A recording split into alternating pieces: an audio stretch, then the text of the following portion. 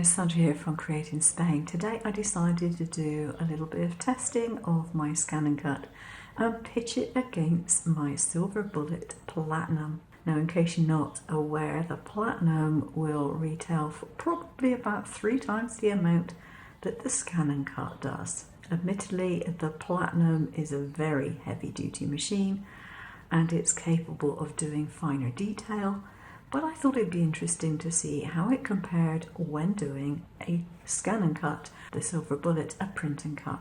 So there are a few things that I found out during this process that I thought you might find interesting. Now, the first one was simply a mistake I made in adjusting my image because I was having trouble with my printer and my images were coming out a bit too pale. Adjusting my image and then doing a scan and cut. Now, as it happens, this shows up a fault rather well. I adjusted the intensity of the colour and I adjusted the contrast. And when I did the scan and cut, I found that I got a lot of jagged edges and I couldn't really understand why when my objects were relatively smooth. I thought first of all it was the white polka dots that were affecting things, but they aren't actually sticking out of the edge, so that wasn't the case. And then I looked at the image very, very closely and discovered that in my haste to get a deeper colour, the white was no longer truly white. There are minute little areas where it has this little blue tinge. You can barely see it with the naked eye, but obviously the scanner knows better. So if you're going to adjust your images, just be careful. So that little lot can go to one side. So the next thing I discovered when I was doing a scan and cut was that sometimes you get things like this where it's not recognizing the outer line, but it is recognizing something inside. Now, I know that you can save the image and you can edit the image to a certain extent on the actual machine. This is something that I was trying to avoid because it's not that easy to edit on the machine because it's a relatively small surface to look at and it's just a little painful as far as I'm concerned. So I discovered that there is a much easier way of making sure that you get a really good outline on those things that are going to cause you problems. Things like this jug, for example, where the outline is broken. If that had been a wider break, it would have been a bit disastrous. The sides of the cake where the white icing goes to the edges is one of those things, but there is a really good fix and it's not expensive. It's called a pencil. You might have come across them. You get a nice soft pencil and you just mark off the edges where the white or the cream or whatever it is touches the side. The scanner will pick that up and it will then automatically go around the outside edges rather than trying to go through the middle. On the little cupcake, all I did was I went with a pencil just over the edge of the icing. It did exactly what I wanted it to do, then it went round the whole cupcake and I just got an eraser to rub it away afterwards. Now, if you're wondering about erasers, I use one of these things. They're really cheap. This happens to be a Derwent one I've had probably for about 4 years. And it's an electric eraser. Now you might think, what on earth do you want an electric eraser for? I must admit, I thought that before I got one.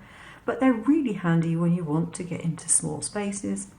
And they're very good because there's not enough to them to start flicking up the edge of your design. You just press it on and do that. Whereas if I was using my bigger eraser and rubbing like that, not only can I not see the line as I'm erasing it, but there's a chance that I would flick this up and bend my piece of card. So that's how to get a really good, nice line on your image. Now, from the point of view of the result, It's done pretty well. There's a few little bumps that perhaps I wouldn't normally expect, but with an image of this type that doesn't have an actual line around it, it's okay. It's come out as well as I would expect it to, if not a lot better. Now, in comparison, this is, sorry about the dogs barking outside, it's not mine, I haven't got any. This was cut out with the silver bullet using ScanCut a lot, and it was done using the internal tracing mechanism that software has. And this one's done the silver bullet, this one is done on the ScanCut. There's a little bit of difference, but there isn't a vast amount of difference in them. In order to do this, all I had to do was do a few quick marks on my print, shove it through the machine, get it out again, job done. With this, I had to put it into my software to send it to the printer. Admittedly, I did that with this anyway, I sent it using the same software to the printer. Then I had to put it through the trace function, alter the levels a bit, jiggle it around a little bit, and then I had to add an offset to it, and then I could take it to my machine. I could read the registration marks on it, but I do that with an interior camera and a laser, so I've got points where the laser has to go, and then I could cut it. So this takes considerably longer than that does, and this gives extremely good results. The other thing that I found was that on my image there was this time fatigue, which I didn't want, but it was very close to the banners here. Now, admittedly, I could put this through my ScanCut and I could save it and I can then edit it, but editing that away from that proved to be rather difficult.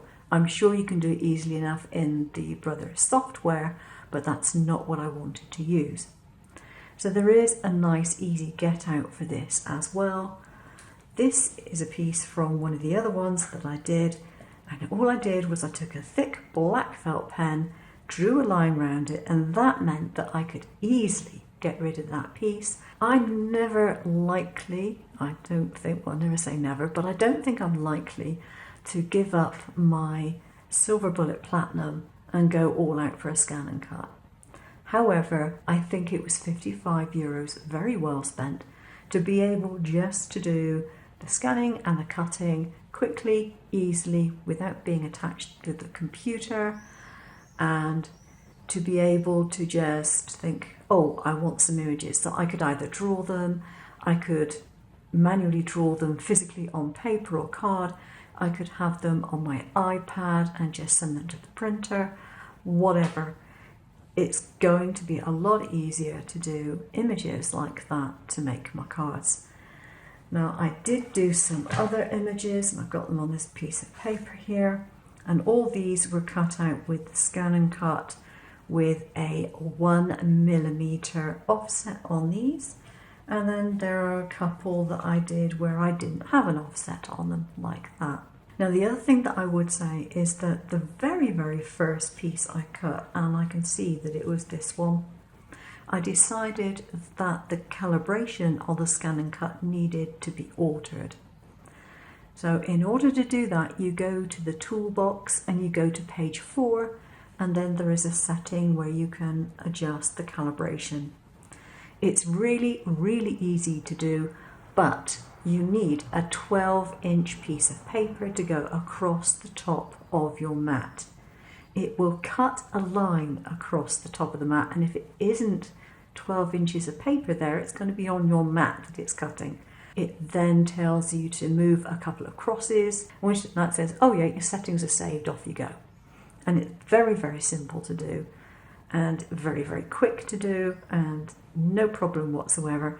And that enabled me to make sure that my cuts and my offsets were equally equidistant from the center of the objects that I was cutting out. So it's well worth doing the calibration if you need to. Normally, when I save my files and I export them to SVG, and distribute them via my Dropbox for download.